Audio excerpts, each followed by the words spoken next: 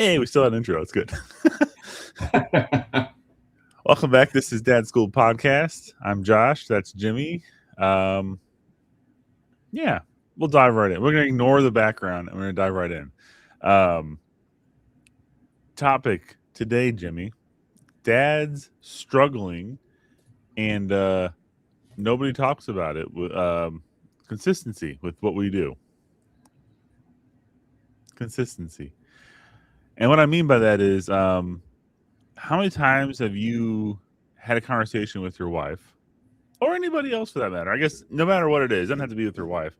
And you want to be a good person, right? You want to be a new person. You want to be everything you want to be as a human being, a dad, a male, and you do good for a while, and then you don't.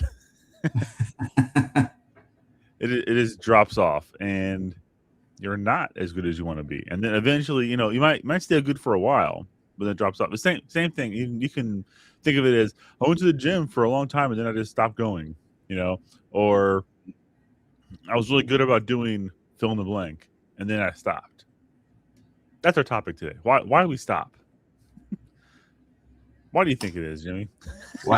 Well, I mean, it immediately just starts going in my brain to the conversations we were having in church yesterday morning. Some of my experiences of growing up going to a Christian school, a college, and the number of kids that would be showing up that you could tell kids who had the matters of the heart kind of figured out before they would have their freedom, and the kids who didn't have the matters of the heart figured out before they didn't have their parents kind of saying, guiding and directing their path, and then they are out on their own. And some kids would absolutely go off the deep end. And so the conversation we were having yesterday at church is it gets to the matter of the heart, and where your heart is dictates the direction of your path so often. And it's kind of like working in a math equation, or you do coding. And so the output you get is determined by the input you put in. And this is a garbage in, garbage out sort of thing. And so what is the status and direction of the heart? It depends on, what you're feeding it, what you're putting into it. And so that absolutely feeds into where we end up going as husbands, as fathers, as men in our life. So you mean you don't wake up and you just want to be distant, inconsistent, passive, or reactive, angry, mean? You don't wake up that way? Some days I do. Yeah, that makes sense. Yeah, don't want to. Yeah, don't want to. Right. I mean, I go through spurts, and okay, so my wife listens to this. She's gonna laugh. I go through like waves of being really good about doing dishes. Okay. It's like my thing, right? It's my thing to do the dishes, and I don't necessarily want it to always be my thing. It'd be great if my kids took it completely over and I have to worry about it, right?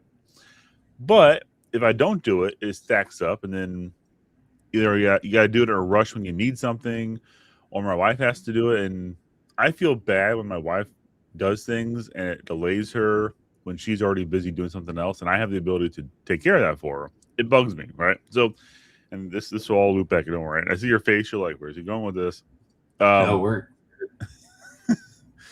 But so I commit to doing the dishes, and there's some of those dishes that you just don't want to do that night. I do it at night before bed. So it's like you have those big pots, or you have those water bottles that are just not going to fit in the dishwasher, and you don't want to wash them by hand because you have a dishwasher.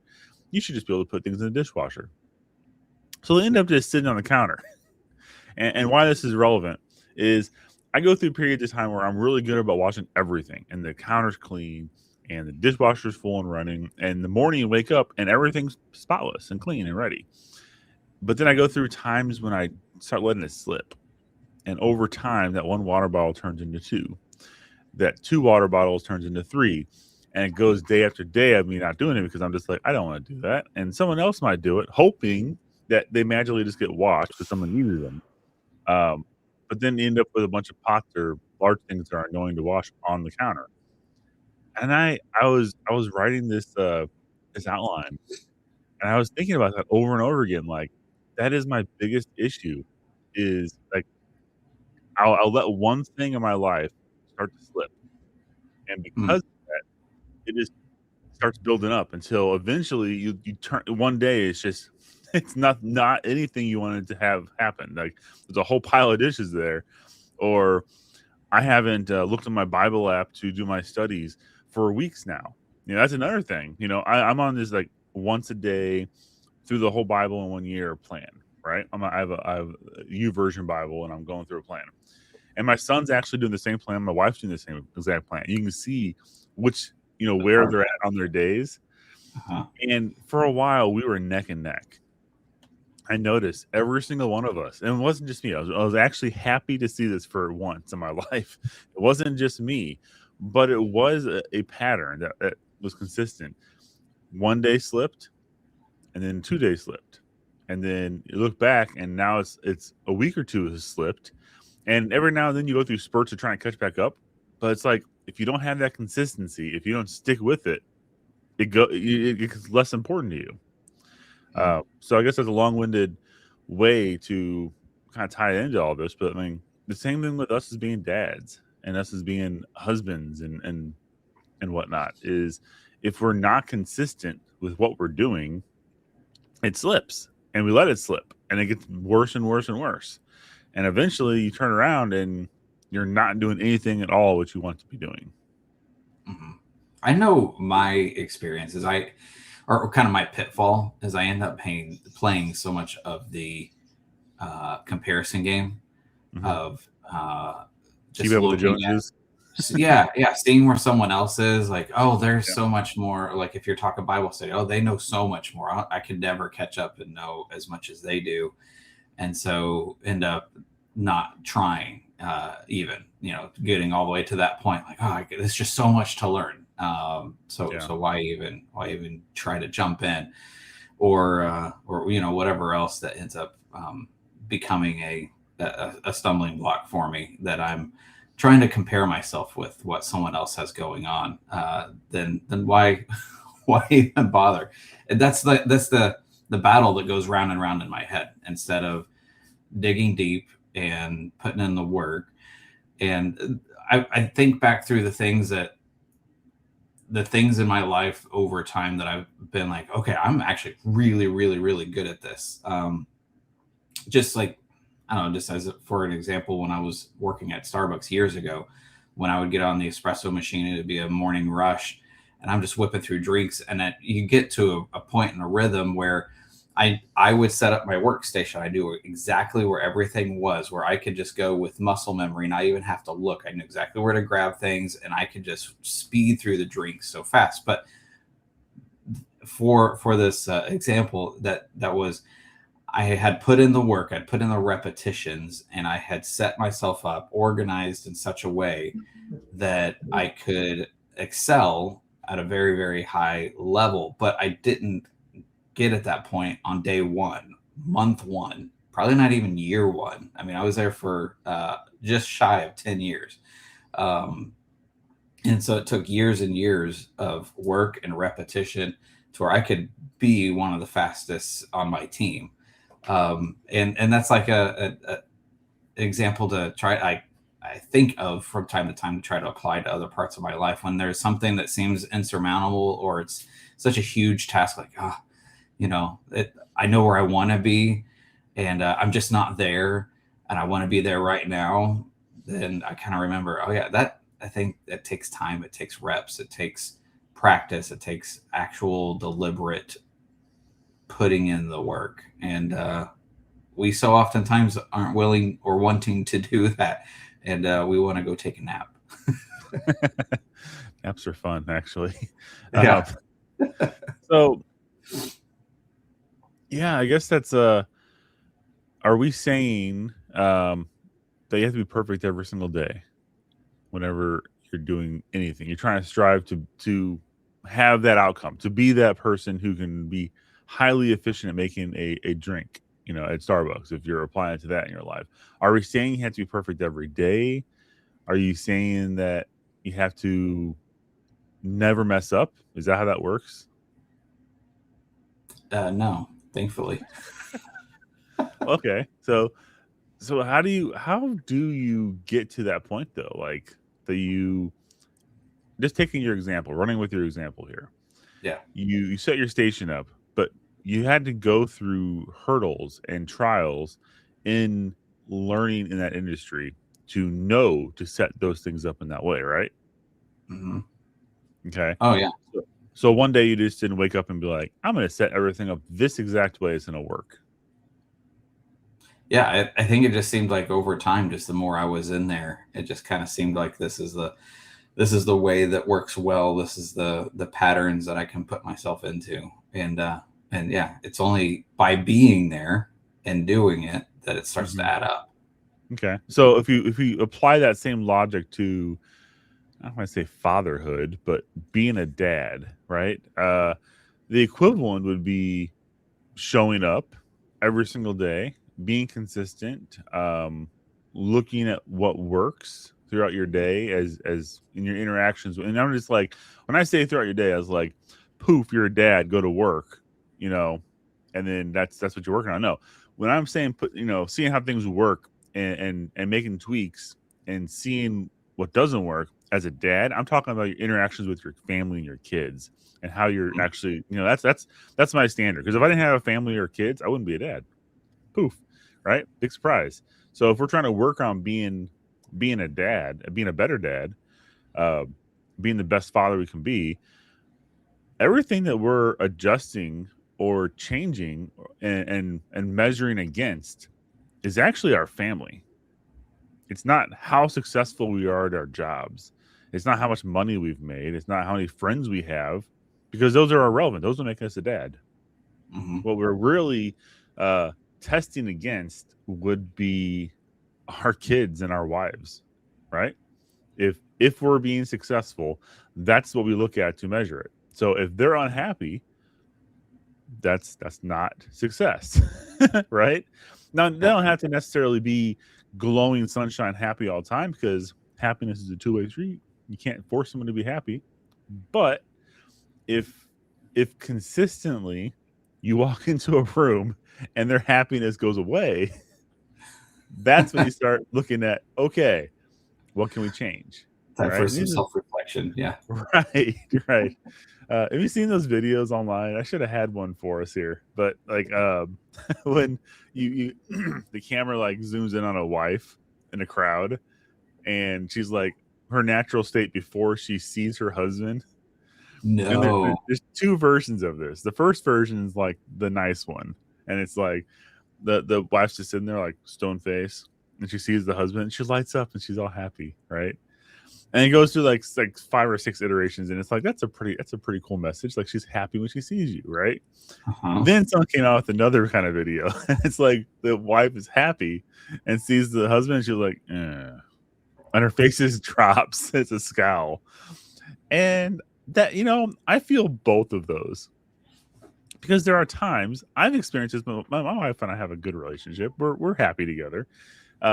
There are times I've seen her like in a crowd, or I've seen her and she looks at me and she smiles. And it's like, that's great.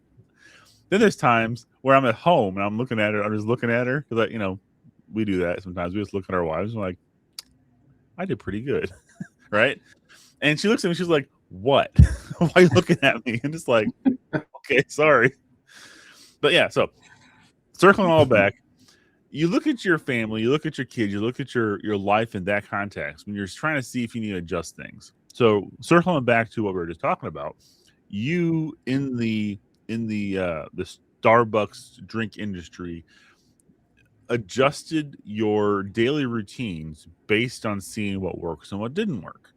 And we can apply that same methodology to, once again, fatherhood, dadhood, And manliness. manliness. Well, yeah, yes, all those things. Um, Simply by trying something, and if it works, keep doing that item consistently, because I think consistency is a big thing, right? And that's like the whole topic of this whole show today is how to stay consistent.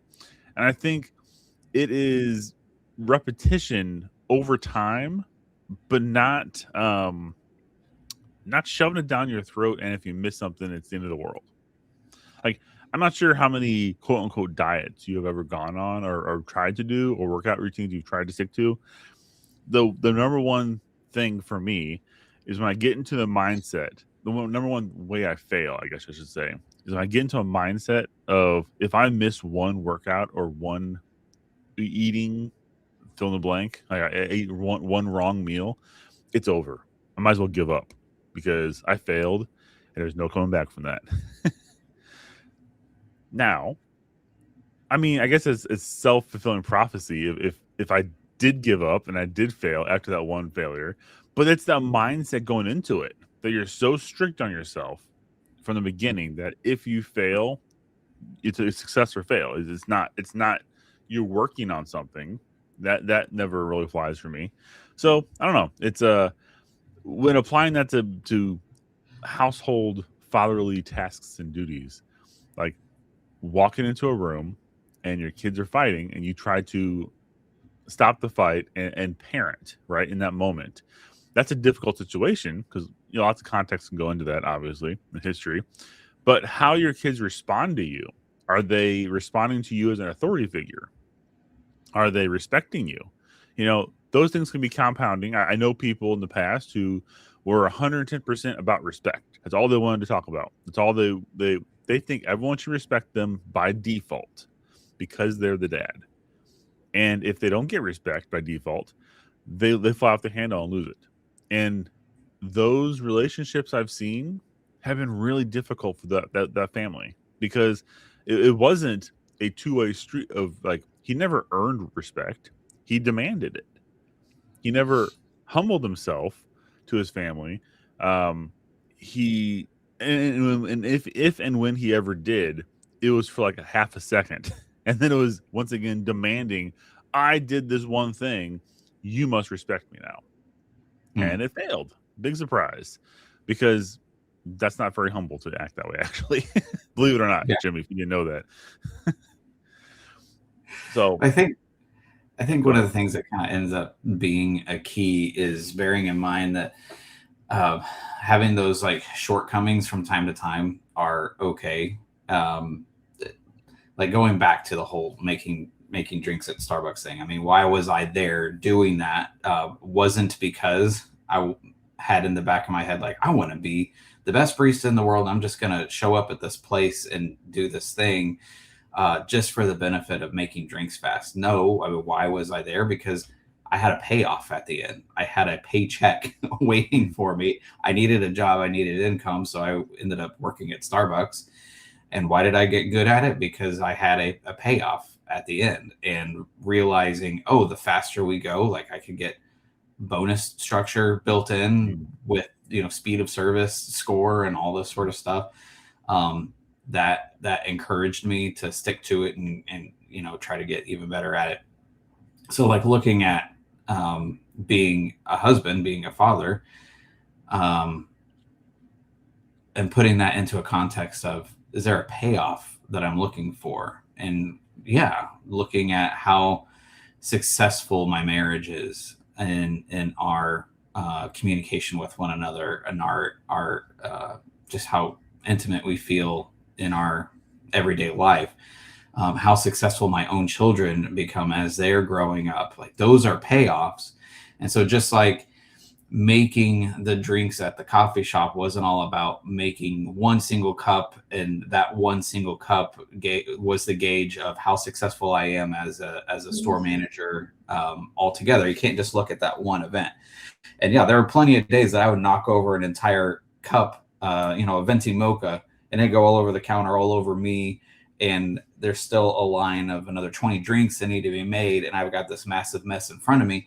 And that flusters you. It throws you off. You still have all the rest of your requirements, commitments that are lined up and ready to go. And there are absolutely days that would, I would be thrown off and I couldn't get back into a rhythm, and I would just, okay, next day, tomorrow, I can jump in and try this again. But it's the same way in our life. Like, you have one hiccup, like that doesn't mean that everything else has to also immediately just be thrown out, and you just throw your hands up and you walk out and you just leave everything else alone because you're now an absolute failure. Sometimes you're a sticky mess for a while, trying to Mhm. pick up the pieces and get going in your life again. But you can get to those opportunities where you can stop, recalibrate, get everything cleaned up, and that's okay. Like, I'm probably stretching this analogy a little too far, but I think Oh it, no, I think it here really kind we of can works. stretch this further. This is great. Yeah, no, but it's about, you have that payoff at Yeah. the end of, why am I in the Bible app wanting to do this Bible study? Is it because I'm trying to keep up with everyone else, Mm. or it's just the one task that's right in front of me and I have to check it off? And this one task determines my overarching success as a man by doing this one task, or is it just one of the many things and there's the ultimate payoff at the end? And sometimes I'll knock that drink over, sometimes I'll miss that Bible study, but overarching, where am I at with my ultimate payoff down the road, with my own spiritual life, with my marriage, with my kids as they're growing up? I mean, we get a lot of years with our kids, and hopefully even more years with our spouses. Hmm. And so those payoffs are way down the road, but we can be building toward that now in our life. Right. And what you're saying there, I mean, you also reapply what you started with from our Sunday school class yesterday. It's where your heart is in this whole matter as well. Like, payoff is very important to think about, but if you're doing it for the wrong payoff or the wrong like reason, if you're doing if you're doing your job just for the paycheck, that's probably not the best. But like you were saying, longer, you're doing it not just for a paycheck, but to provide for your family, to have, you know, lives going forward and do things together, right? Mhm. Applying it to your household, or actually to the Bible app I was just talking about. I shouldn't be doing that like you were saying, to keep up with my son and my wife and make sure I'm on top of always being on day one. I should be doing it to learn God's word. I should be doing Mhm. it to further my own understanding of the word and my own closeness and walk in relationship with Jesus. It should not be just to brag about I'm doing this every single day. I'm up to Mhm. date. I'd hit my checkbox. That's the wrong mindset. And then circling even further, you know, in your house, if you are doing actions just to be the best dad, that's also not good. You should have a larger view of what your goal is, and it should be focused on raising your kids. Like, I don't know, this might be a shocker to some dads out there. Your goal in life is not to succeed and see how far you can get. Your goal now that you're a dad is to make your kids succeed, not by Mhm. force feeding them down the life's pipeline and doing everything for them, but in empowering them and emboldening them to do what they need to do to be successful in their own lives and to further the kingdom of God. That's literally our calling. And if we do anything other than that, it's really and we're not doing that. I guess if we're not doing that ultimate goal of leading our family closer to Christ every single day, um, whatever else we're doing is wasted time. You know, Mhm. and that actually, when you do black and white thinking like that, it gets a lot of noise out of your life. Like, how is getting upset about not being able to watch this movie I want to watch tonight? How is that accomplishing my actual goal I should be going for? It's not. Mhm. It's selfishness. Um, Selling this one item on eBay or selling this one item so I can make more money. How is that? Unless that money is planned for that ultimate goal, which I guess you could argue that if you're depending on your financial situation, but like stressing about things that you stress about every single day, is it really uh going toward the goal you should be going toward? And if it's not, you need to adjust your priorities. It's easy to say. I mean, I get hung up all the time on people saying you should. We read Bible passages in life group or in the sermon, and it's like give all your possessions up, follow Jesus, die to self. We have these things always pounded into our heads all the time about how we should act and how we should think about life. But then you come back and you look around your house, you're like, I have a lot more than I need. Like my room is full of junk I don't need and I've acquired. Should I feel guilty about that? Should I sell everything I have in my possession just to fit that narrative? I don't know. And it comes back to the heart of the matter. Like, is my heart in the right place doing things? Now, is there a harm in having things in your life that you enjoy doing? No.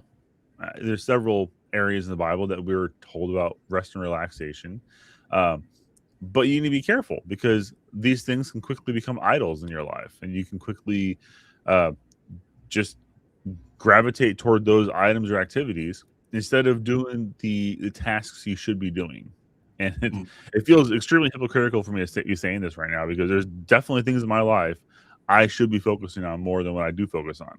And I think that's every single guy has that. Every single person has that.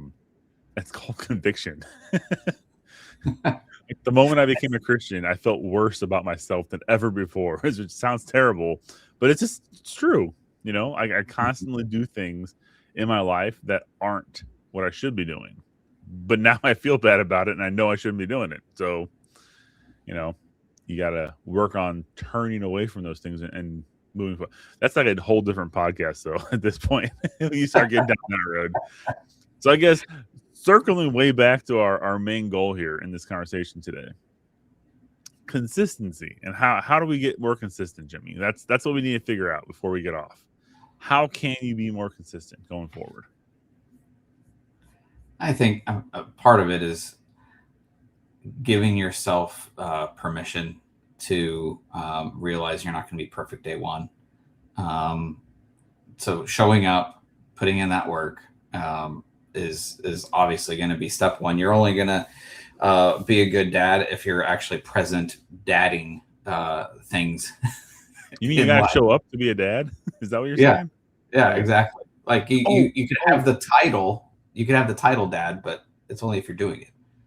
Sorry, and I interrupt you. You're totally right. I had a moment Saturday in the morning at a volleyball competition for my girls. We were standing there on the sideline watching my girls and their teams play in a bracket competition. YMCA is very simple, right? And they were playing, and there was a dad, one family over from us. Man, I wanted to go. I've been thinking about this nonstop. I should have done this, and this is probably a lesson to you and me and every other dad out there. When you see this kind of stuff, step up and go talk to the person afterwards because you're gonna regret if you don't. This dad was jumping up and down, excited, happy, cheering for his daughter. Totally, he was in the motions. He was like, yeah, cheering. He was like sad when she didn't get it, and it was so heartwarming and touching to me as a strong male dad, not gushy, but I regret not going and telling him this because I'm not sure if anybody does in his life.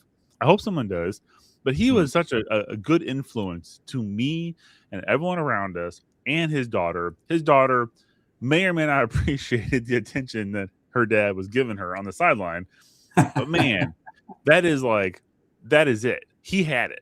He was present. He was in the moment, being the best dad he could be. And it was great to see. Sorry, I just had to say that because it popped in my mind.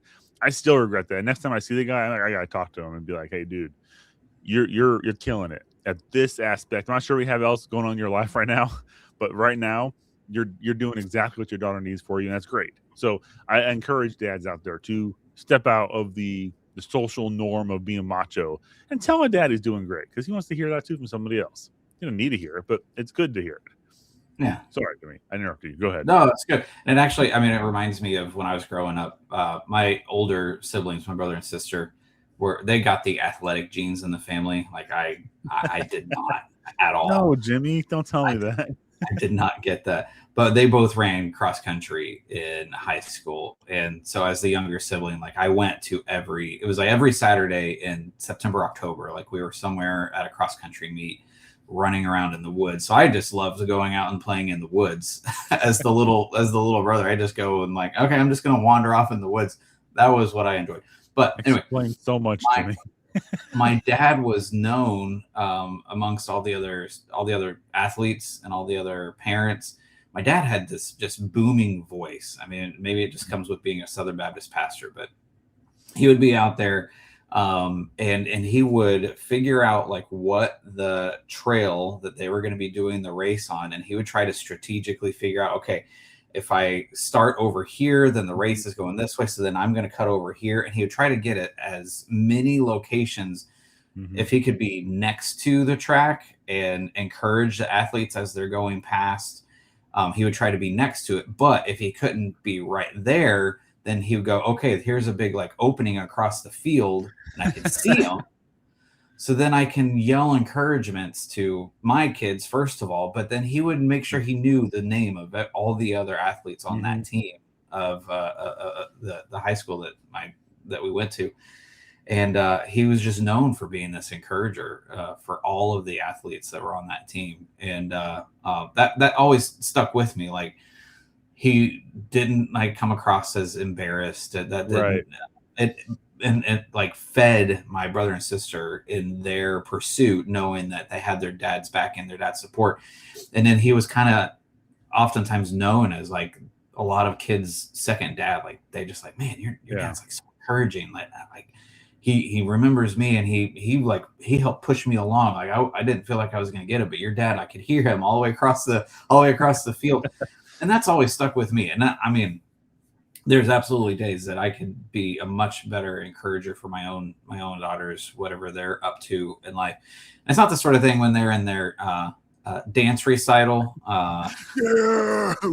There's a ballet routine. It's a little bit different, you know, but no, absolutely, just being present and the impact it has, the pride that it gives them in a good sense of feeling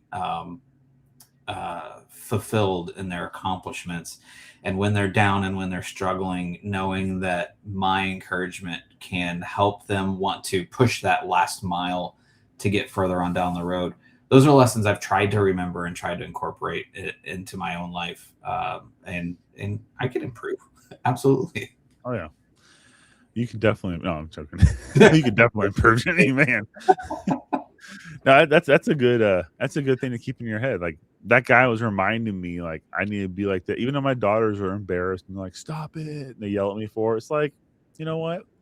I'm feeding them whether they want to be embarrassed or not, because they're 12 years old right now, both of them. So they're in the age where no matter what, you just look at them and you embarrass them. You can't help it. And as a good dad-blooded dad, I could say it's my job to embarrass them and not like scar them for life, but it comes with the rite of passage, you know? So closing this up, Jimmy, I think not letting yourself feed into the narrative that you have to keep up with other people. That's like a very important thing in this whole talk. You don't need to keep up with other people. You need to focus on what's important. You need to keep centered on what your duty as a dad is. It's to bring your family closer in a walk with Jesus. That's literally our jobs. We are the leader of the household. We're supposed, whether your wife is strong-willed or not and has decisions that we also have to adhere to, that's irrelevant, because you are supposed to be the spiritual leader in the family. And you can allow your wife to make decisions on what the grocery bill is or what the house next task you're going to work on. That's not being a leader. That's being a good husband and partner and working with your family. So don't get all bent out of shape if your wife has an opinion also, because she has a right. She's one flesh with you. And, once again, whole nother podcast on that. We should do that one, actually. That'd be fun. Maybe it'll be fun. I don't know. Repercussions might be brutal on that one. Uh, Because I'll probably say some stupid things. um, those make the but best. yes, those make the best. Yeah. So circling back once again, I like to circle back a lot. You have a job as a dad, being consistent with that job, small little tweaks here and there. You know, it doesn't happen overnight. It's not going to be perfect. Being present is like the biggest thing. If you're not present, you can't be a dad. You know, you can't send $20 for there's absolutely no way you can think in your mind, I can be a good dad sending $20 for birthdays and not living at home.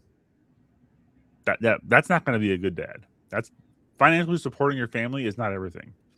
You need to be there emotionally. You need to be there physically. You need to be there to demonstrate to your son or daughter how a dad is in that role. Because when they grow up to be a daughter, be a woman, if your girl is going to marry, she's going to look at how you treated their family as the expectation of how their husband should treat their family. Hopefully, they're not looking at how you treat your family and they know what not to look for, because that's the worst thing, right? If you're that bad of a father that you do so many wrong things and you're not present, that they have a standard of what not to look for now, or worse, they think that's normal and they're just screwed the rest of their lives.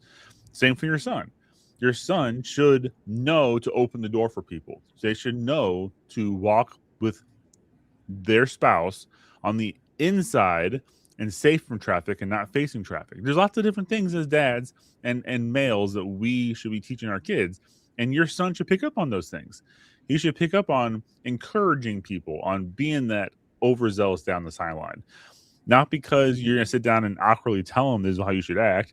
He should see your actions, and that should add up to this is a good person. The number one test for telling the character of a person in today's day and age, the shopping cart test. What do they do with the shopping cart when they're done shopping out in the parking lot? Do they just shove it up over on the curb that is 5 feet away, or do they walk the 20 feet to put it into the cart corral? Do they let it wander off and run into other people's cars?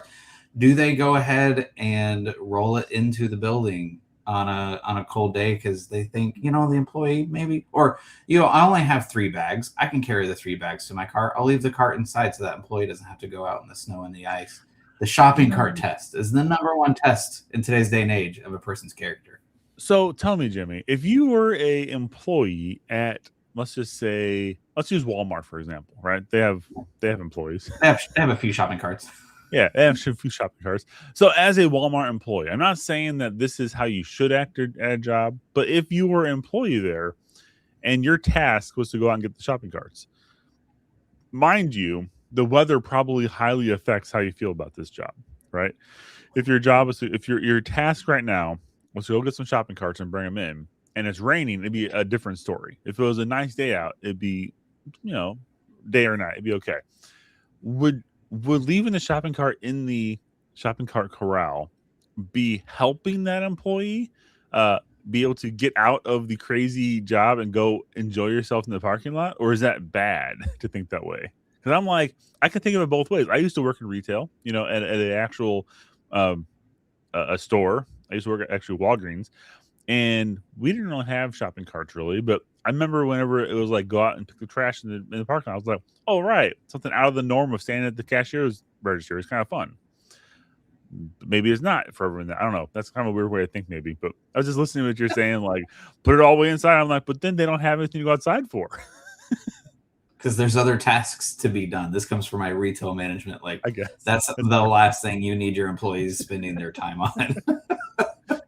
I'm thinking of their emotional health in their heads and be like, yes. Oh, so they can go flip around on their phone in the parking lot and like not get back to work. Yeah, that's another character test right there. The kid who like runs out and like I got so much to do and I'm gonna rock it all.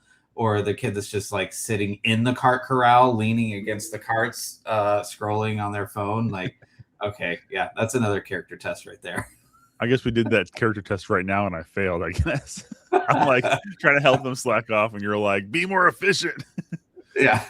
So my option for car is just like run as fast as you can down the center of the road and let go of it and see where it goes. Those are fun. Get it the top of a big hill and climb in. Like those are good childhood memories right there. All right. So we didn't mention this, but if you happen to find us and you liked what we talked about, or you didn't like what we talked about, we like feedback either way. If you want to text us, or if you want to email us or message us and tell us your show is terrible and you should buy my product and we can help you, yeah, I'll delete that message. That's fine. Send it to me. If you want to message us and tell us anything encouraging or not encouraging, that's fine. I'll read it. I'll reply to you. But yeah, at DadSchoolPodcast.com. You can go right there and you click on all of our links.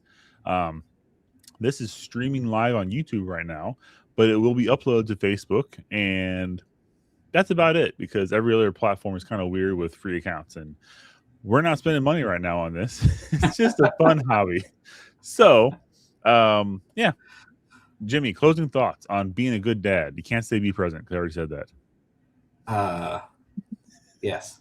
Do the things. Stuff. Do the things. All right. Until next time. It might be next week. It might be the week after that. Who knows with us? Consistency. That's right. All right. We've got some lessons to take. Yeah.